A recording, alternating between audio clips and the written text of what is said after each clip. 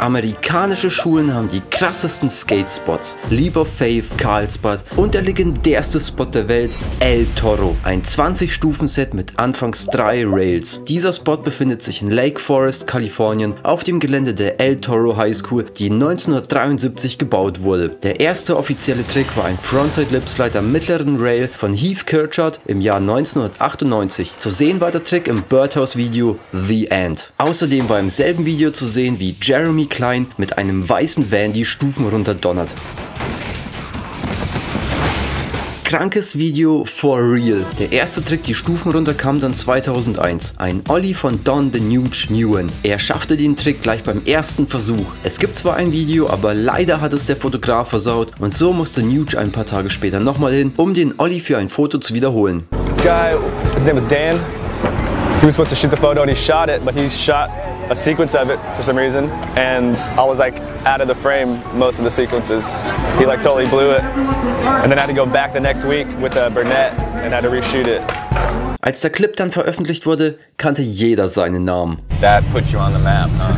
Daraufhin haben sich viele andere an diesem Spot versucht, da jeder, der diesen Stier bändigen konnte, Instant Fame wurde. Einige mit Erfolg, wie zum Beispiel Arthur Sari mit einem Frontside Boardslide oder Tosh Townend mit einem Backside Feeble und einige mit etwas weniger Erfolg.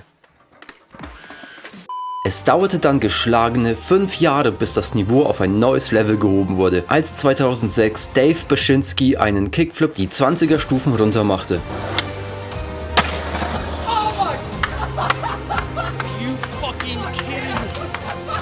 Dieser Kickflip ist übrigens bis zum heutigen Tage der einzige Flip-Trick, der am El Toro gestanden wurde, abgesehen von Jaws Kickflip Melon Grab im Jahr 2014. In den 8 Jahren dazwischen gab es nur 6 andere Tricks, die die Stufen runter gemacht wurden. 2006 ein Backside 180 von Ryan Donatel, 2009 ein Nollie von Ryan DeCenzo, 2011 ein Backside Early Grab von Derek Tracy, ebenfalls 2011 ein Tuck Knee von Jaws, nochmals 2011 ein Switch Frontside 180 von TJ Rogers und 2012 ein Firecracker von Mada's Apps. 2018 gab es dann den letzten gestandenen Trick, die Stufen runter, und zwar einen Switch Ollie von Nick Marlino. 9 Tricks in 17 Jahren. Erstaunlich wenig, aber kein Wunder bei so einem Biest von einem Stufenset, welches zu einem der höchsten zählt, das je geskatet wurde. Und wenn sich jemand fragt, warum der Boss keinen Frontside Flip am El Toro gemacht hat, es war ihm einfach eine Nummer zu groß. I think I've done the biggest ones I can do. That's too big. Das sagt schon alles über diesen Spot aus. Versucht haben es dennoch viele. Manche Tries waren gut und manche nicht so ganz. Unter anderem versuchte es auch Ryan Sheckler mit einem Backside Flip, der richtig knapp war. Leider hat der Kerl dann Phelps angelogen, was ihm einen gewaltigen Shitstorm einbrachte. This is what I heard, that you backside flipped El Toro. Yes or no? Yes. Phelps comes up to me and I'm like flustered that Phelps wants to talk to me and just like put me on the spot. Right. He's like, did you backside flip El Toro? Yeah. And dude, to be honest with you, like my head was screaming no. Like I knew I was lying. And I was like, yeah, I did it. He's like, you really did. I'm like, again, my head's like, no. But then I was like, yeah. And I felt bad about it. And I did do a disservice to skateboarding by saying I did something that I didn't. Yeah, you know, I am sorry. Nyjah wollte ebenfalls einen Backside Flip machen, ging auch nicht gut aus. Und dann gab es noch den 360 Flip Versuch von Chris Joslin. Bei der Landung ist die Achse gebrochen und er konnte das Gleichgewicht nicht mehr halten. So viel mehr Tricks wurden an den Stufen dann auch nicht mehr probiert. An den Rails sah die Sache aber ganz anders aus. Nachdem Heath Kirchard mit seinem Lipslide die Spiele eröffnete, wurde ein Banger nach dem anderen rausgehauen.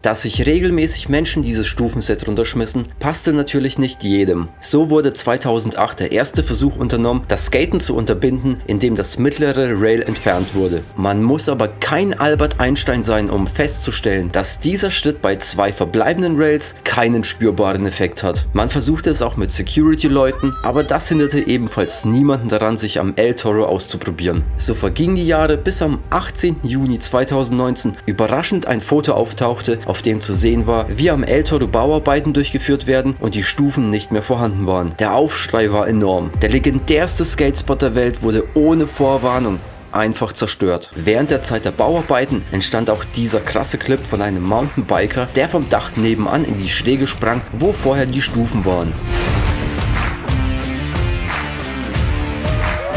Das Jenkem Magazine wollte der Sache mit dem abgerissenen Spot genauer auf die Spur gehen und rief einfach mal in der El Toro High School an.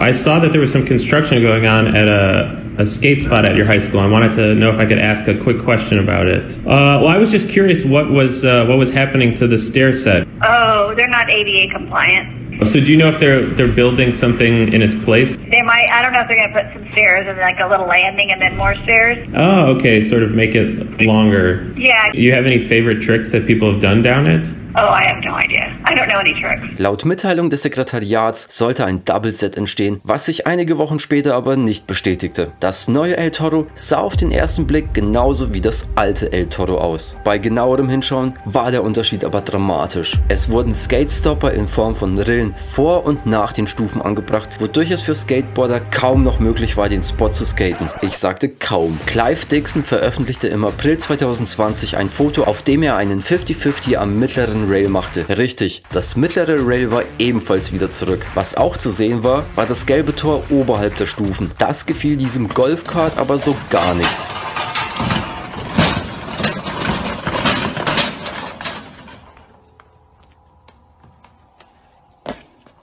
Kurz darauf wurden aber leider auch alle 3 Rails mit Skatestoppern versehen, sodass sich der komplette Spot seit Mitte 2020 in einem unskatebaren Zustand befindet. Der legendärste Skatespot aller Zeiten ist fürs Erste Geschichte. Ein Spot, der unzählige Geschichten geschrieben und Legenden hervorgebracht hat. Und alles, was noch bleibt, ist die Hoffnung, dass der Spot irgendwann in der Zukunft wieder skatebar ist. Und bis dahin könnt ihr euch dieses Video anschauen.